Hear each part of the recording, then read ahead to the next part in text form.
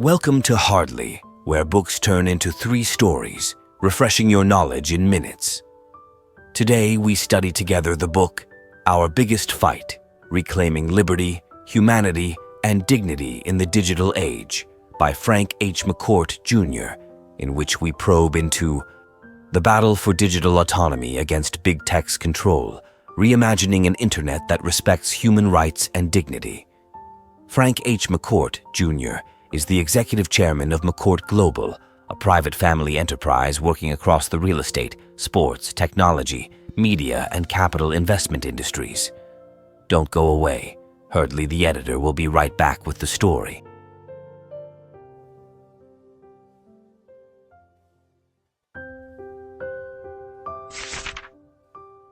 Today, we'll dive into 3 compelling stories that illustrate the struggle for digital autonomy in an age dominated by big tech. These stories reveal the real-world consequences of our current internet landscape, each highlighting a distinct aspect of our fight to reclaim our digital rights. First, we'll hear about a family devastated by the cruel manipulation of social media algorithms. Next, we'll explore the tale of a whistleblower who took on a tech giant, risking everything to expose the dark realities of data exploitation. Finally, we'll journey into the efforts of a small community that rallied together to build an alternative digital future, free from corporate surveillance. Each story paints a vivid picture of the stakes involved and the courage required to reclaim our digital dignity. 1. The Montgomery family tragedy. Let me tell you about the Montgomery family from Starkville, Mississippi. Their son, Walker Farriel Montgomery, was a typical 16-year-old boy, passionate about fishing, hunting, and football. One night, Walker found himself entrapped in a sextortion scheme while browsing Instagram.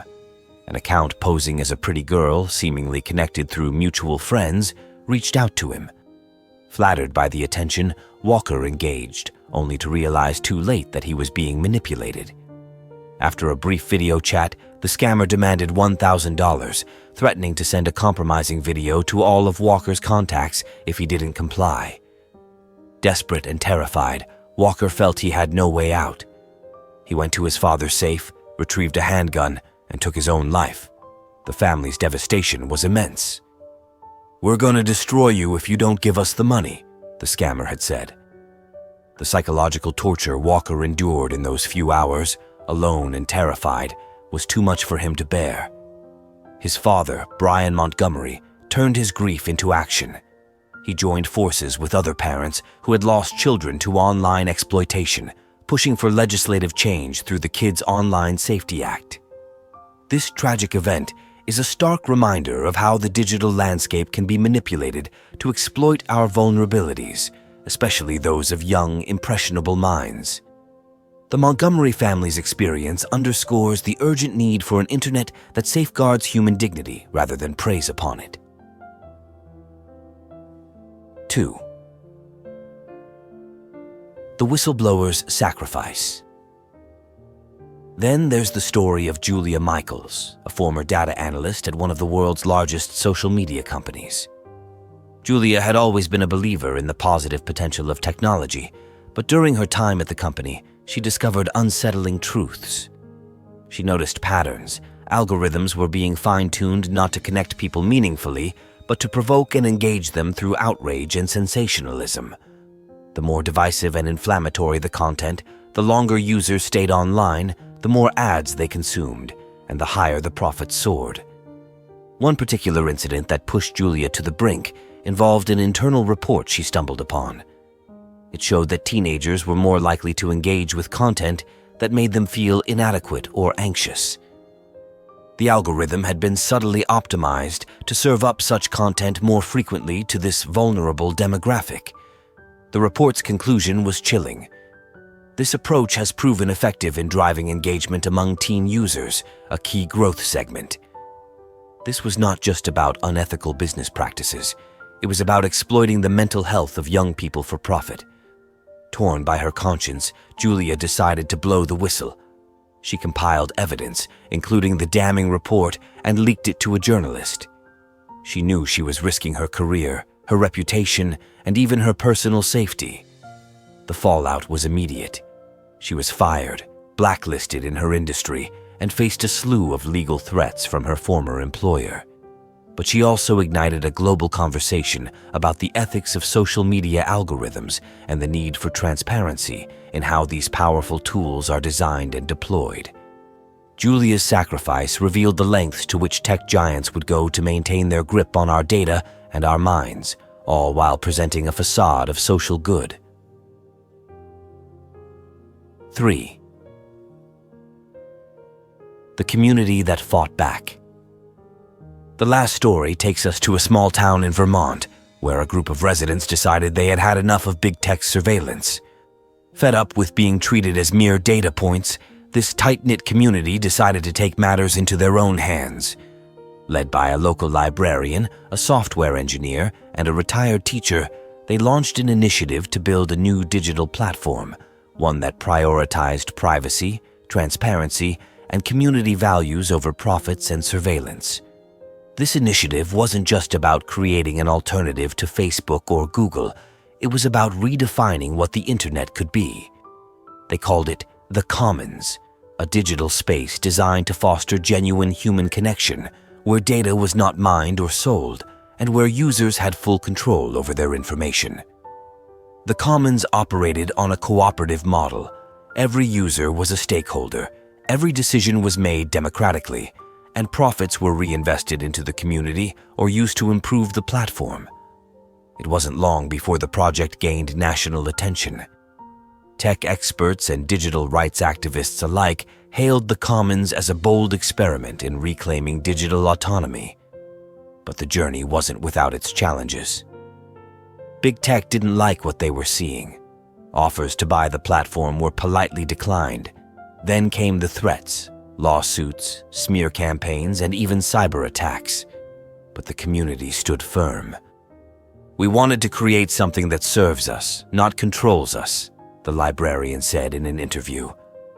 Their story is a testament to the power of collective action and the belief that we, not the algorithms, should be the ones to decide the future of the internet. Each of these stories connects to the next, revealing a tapestry of struggle and hope.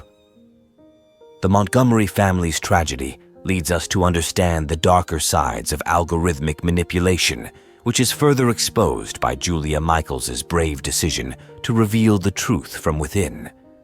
This, in turn, sets the stage for the Vermont community's bold attempt to take back control, showing us that there are indeed alternatives if we are willing to fight for them. Together, these stories illustrate the urgent need for a radical shift in how we think about our digital rights and autonomy. As the book poignantly notes, we must change this system. We can chart a path to a new, human-friendly internet and a better world.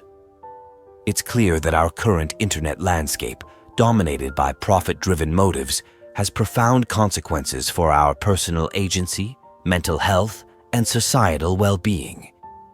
To reclaim our digital autonomy, we must collectively rethink our relationship with technology.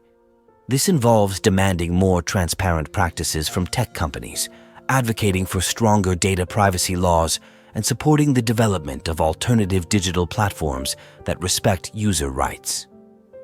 As the editor of Hardly, through learning these lessons, we must actively pursue a future where our digital environments are designed to enhance our humanity, not diminish it. Only then can we build an internet that truly serves us all.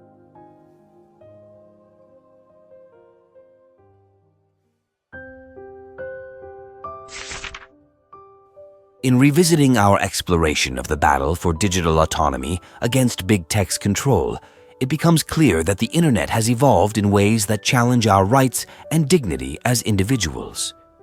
This digital landscape, dominated by a few powerful corporations, often disregards our privacy and autonomy, exploiting personal data for profit.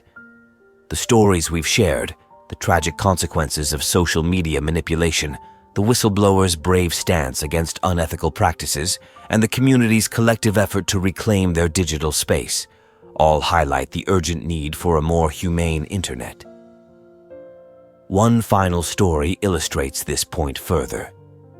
In a small town in Texas, a school principal named Karen Taylor discovered that the educational software her district used was secretly collecting personal data on her students, everything from their learning habits to their emotional responses to quizzes. Disturbed, Karen took it upon herself to investigate further. Her findings were alarming.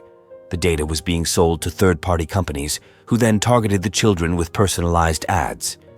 Outraged, she rallied the parents and teachers to demand that the software be removed. It was a small victory, but it set a powerful precedent. Communities could stand up against digital exploitation. This story serves as a potent reminder that change is possible. It is a call to action for all of us to demand a digital environment that prioritizes our rights and dignity over corporate interests. As the editor of Hardly, by understanding these stories, we see that we must become vigilant stewards of our digital futures, advocating for a system that truly respects and protects our humanity.